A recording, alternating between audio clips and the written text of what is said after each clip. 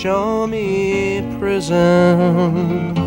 Nobody expects a government file to thicken around a guitar, yet that is exactly what happened to Phil Oakes when his protest hymns grew too loud for marble halls.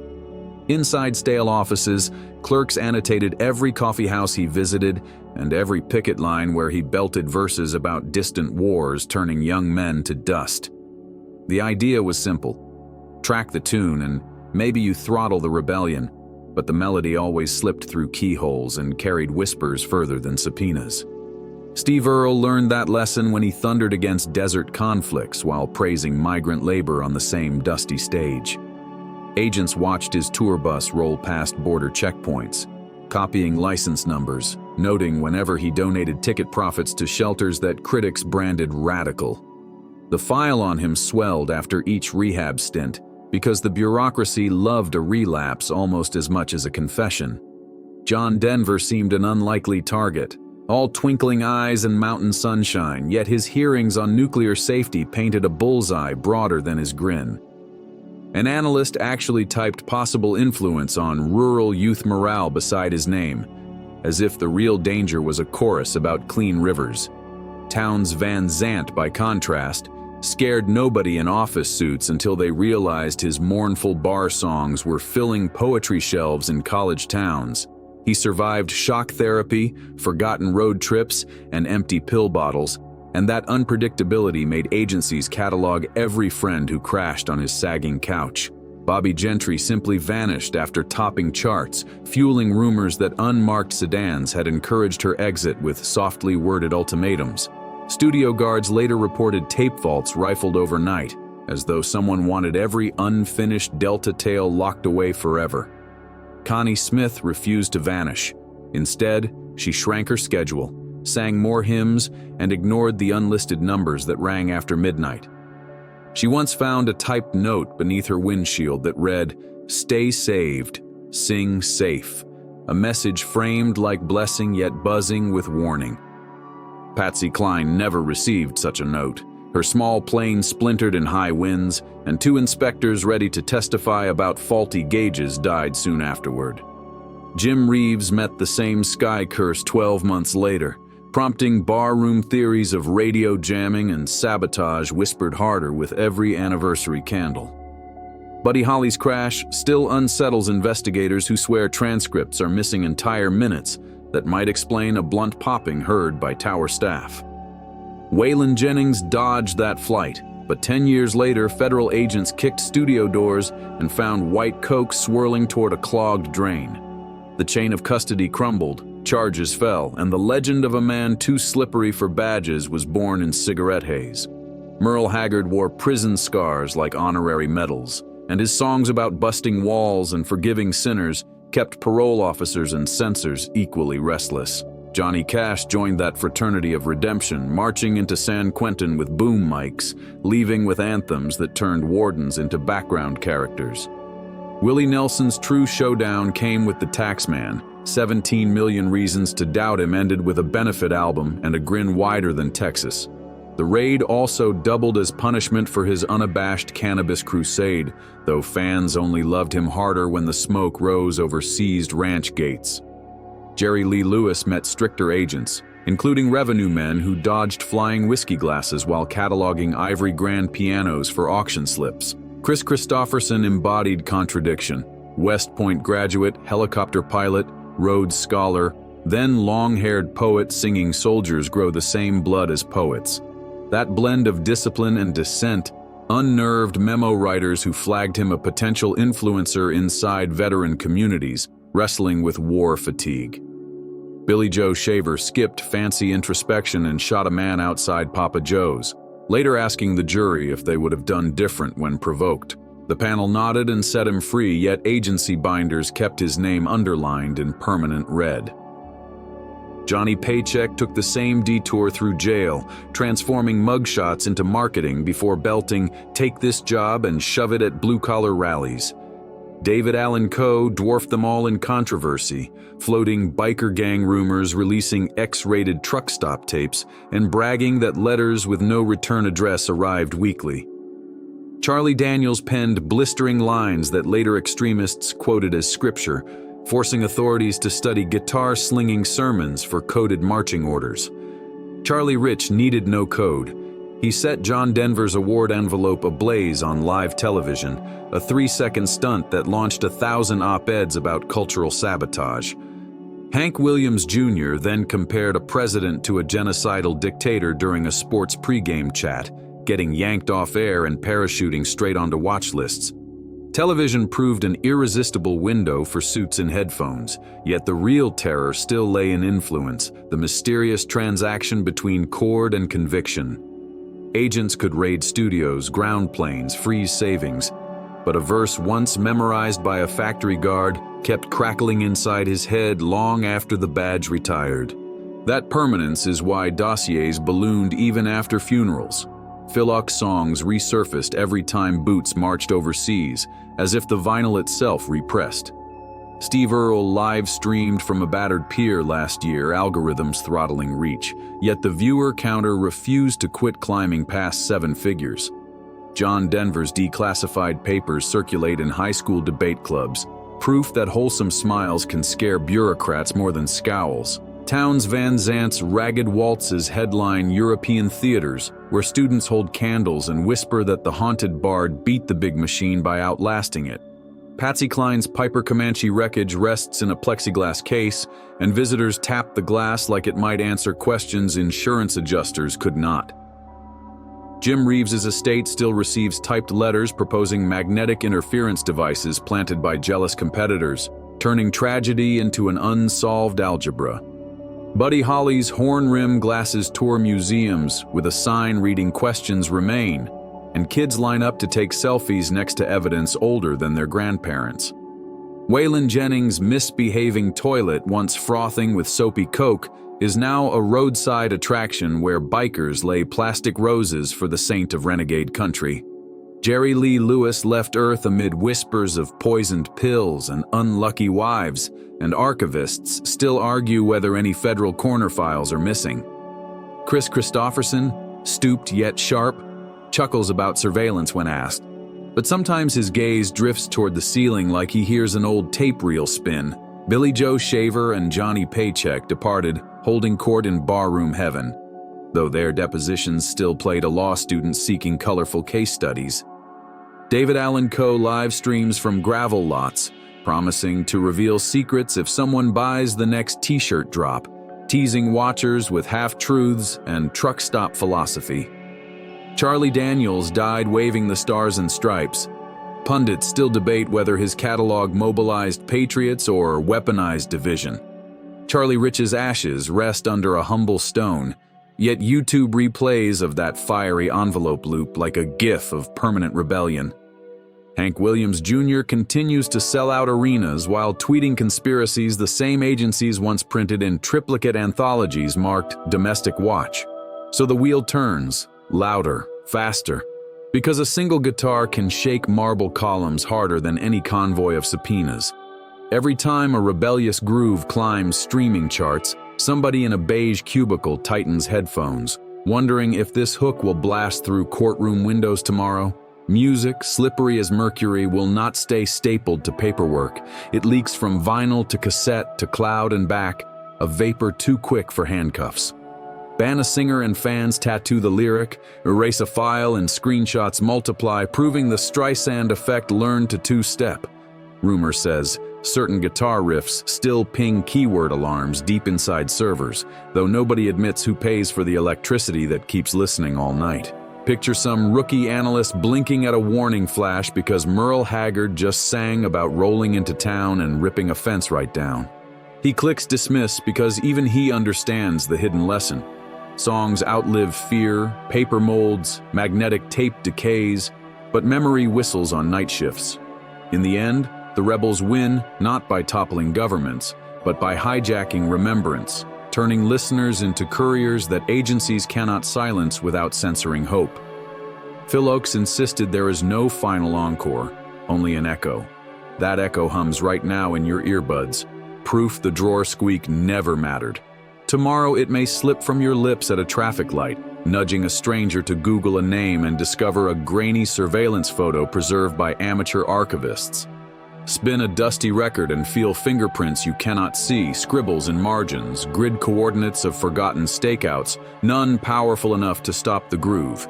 Each chorus you shout rattles locked drawers, and that vibration, persistent, defiant, unstoppable, is exactly what every outlaw legend prayed for under neon motel crosses.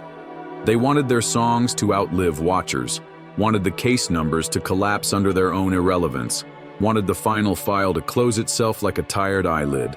And against all predictions, that impossible wish came true. Because you are still listening, and somewhere, somebody in a tie is still taking pointless notes. The Bureau even experimented with hidden microphones disguised as second-hand jukeboxes delivered to roadhouse owners, though most were quickly unplugged because nobody could find replacement tubes. One retired agent later admitted the music was actually pretty good, and he caught himself humming Waylon while transcribing supposed subversion commands. Another memo complained that concerts smelled like a rolling pharmacy of cannabis and whiskey, making surveillance photographs useless because the lens kept fogging. Agents listening to Johnny Cash at Folsom Prison worried inmates would treat the concert like a rally. Yet the only riot was a standing ovation so loud the walls shook. Clerks stapled photos of that applause next to printouts of decibel readings, labeling the incident acoustic agitation. A directive circulated ordering tighter scrutiny of any performer who offered to play behind bars, inadvertently turning penitentiary stages into the coolest venues in America. Meanwhile, data analysts noticed that every spike in record sales for outlaw singers correlated with letters to congressmen demanding policy change, a pattern they called the melody curve. Unable to arrest chords, they tried auditing amplifiers imported from overseas, but customs officers could not tell a rebel instrument from a regular one. During one absurd operation, acoustic guitars crossed the border faster than paperwork, and the report concluded that folk music had achieved illegal velocity. Phil Ox laughed when friends told him he was under surveillance, quipping that if the government wanted an autograph, they only had to ask politely. Later, reading his own heavily redacted file, he joked the censors had better rhythm than some drummers he had hired on tour. Steve Earle, ever mischievous, mailed postcards to the Bureau address he found on a subpoena, thanking them for free publicity and suggesting a greatest hits playlist for stakeouts. The postcard ended with the line, "Please buy a ticket next time, we need the head count," which later circulated in training slides about handling sarcastic targets. John Denver kept letters from children who claimed his songs convinced their parents to recycle, a fact that apparently earned its own classification code. Townes Van Zant's medical chart subpoenaed in error described his memory gaps as a risk for unpredictable ideology, a phrase his fans now print on souvenir shirts. Bobby Gentry's last known studio pass showed a date 12 days after her final concert, fueling speculation she tried at least once to finish an unreleased concept album. Archivists still scour thrift stores for that missing reel, half hoping the tape includes footfalls of whoever broke in to scare her away. Connie Smith eventually returned to the Opry, and during her first hymn, the sound technician insisted the line buzz was interference from a poorly shielded amplifier, though rumors choose darker explanations. Patsy Cline's daughter keeps a scrap of fuselage wrapped in cloth, and she swears the metal feels warm whenever a cover of Crazy Top's streaming charts. Jim Reeves's pilot log ended with a single red question mark in the remarks column, a tiny mystery the National Archives still lists as pending clarification. Buddy Holly's widow filed multiple Freedom of Information requests about supposed radar outages, but each release arrived with entire paragraphs replaced by justified white spaces wider than Texas highways. Waylon's Coke saga became cautionary tale inside DEA seminars, though the lecturer always conceded the bust birthed an album that outsold most government-funded anti-drug campaigns. Merle Haggard once received a handwritten thank you card from a prison guard who said Okie from Muskogee helped him understand his own inmates better than any manual. Johnny Cash testified before Congress wearing black on black, explaining that empathy is cheaper than barbed wire testimony recorded in triplicate, then quietly filed under cultural threats. Willie Nelson paid his tax debt almost entirely by selling an album written during insomnia, a financial miracle even cynical auditors admitted deserved its own footnote. Jerry Lee Lewis settled one IRS claim by handing over an antique car collection, yet weeks later photos showed him driving a new Cadillac past the courthouse. Chris Christopherson once joked to a general that surveillance tape would make a fine box set if remastered, and the general laughed, then reminded him the recordings might belong to the taxpayers. Billy Joe Shaver's trial transcript included courtroom laughter counted in official notation, proving folk humor can puncture legal gravitas. Johnny Paycheck sold commemorative prison spoons after release, each engraved with his inmate number, an entrepreneurial flair that made certain regulators both angry and impressed. David Allan Coe's van sports a bumper sticker reading "Honk if the feds followed you here," a joke that traffic cameras dutifully documented in a supplemental report. Charlie Daniels once called an officer sweetheart during questioning, and the stenographer added spelling uncertainty brackets because the tone hovered between sarcasm and genuine charm. Charlie Rich's fiery envelope remains in a CBS vault. Legal argued it was evidence, marketing argued it was priceless art, and both sides claimed custody in meeting minutes.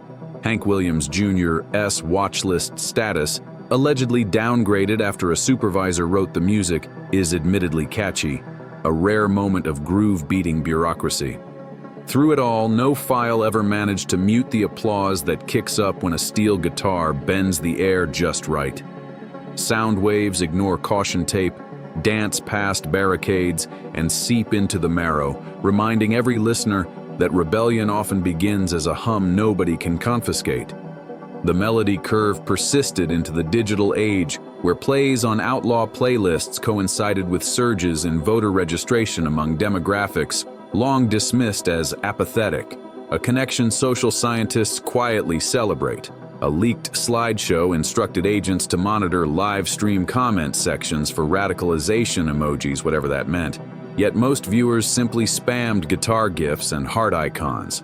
Another directive proposed predictive algorithms to flag chord progressions that historically accompanied protest, though developers reminded managers the same patterns power love songs and lullabies. Budget committees balked, funding cut, and the software died on a test server still looping Ring of Fire at 3 a.m. to empty office cubicles. Meanwhile, small-town libraries kept ordering biographies of outlaw crooners, stocking shelves once devoted to Civil War generals. Proof that curriculum sometimes changes in unexpected harmonies.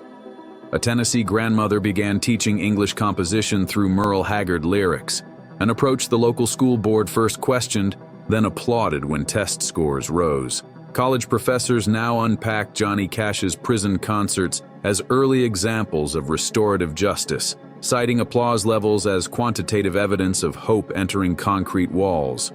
Tourism boards promote heritage trails that map surveillance flashpoints, selling souvenirs that slyly parody original case numbers. The economy of censorship has become the economy of curiosity. Even streaming services join the dance, releasing playlists titled "Songs the Suits Feared," turning classified memos into recommended for you content, sandwiched between cooking tutorials. Phil Oakes lyrics top trending charts on every anniversary of a foreign conflict, creating yearly headaches for interns tasked with writing neutral government tweets. Steve Earle mentors young songwriters now, telling them the secret to longevity is writing something so true a bureaucrat recognizes himself in the verse and blushes. John Denver's estate funds reforestation campaigns, adding QR codes on saplings that link directly to declassified documents, tree planting as footnote correction. Townes Van Zant's unmarked grave draws pilgrims who leave scribbled bars of his songs, each weather-faded scrap another data point the old watchers failed to foresee. Artifacts from Patsy Cline's crash tour rural fairs in a traveling trailer adorned with caution tape and neon hearts, the juxtaposition telling visitors tragedy can glow brighter than spotlights. The closing chord of every outlaw story is the same gentle promise. The drawer will rust shut, but the chorus will float forever, immune to locks, redaction, and dust. Always.